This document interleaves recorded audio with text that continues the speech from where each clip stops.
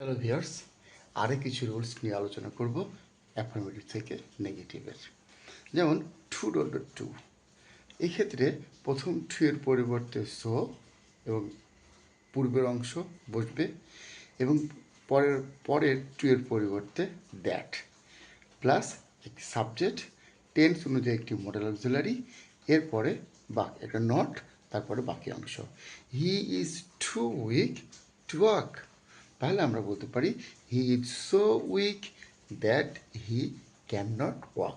এখানে লক্ষণীয় বিষয় হচ্ছে যে প্রথমে আমরা কী বলছি টু এর পরিবর্তে সো, এর পূর্বের অংশটুকু বসছে, টু এর পরের অংশ বসছে, টু এর পরিবর্তে দ্যাট, এবার সাবজেক্ট বসছে, একটা মডেল ভার্ব বসছে। যেহেতু ইজ একটা প্রেজেন্ট ফর্ম, যদি আমরা ক্যান দিব, এবার নট দিব, বাকি অংশ he is too weak to walk, he is so weak that he can not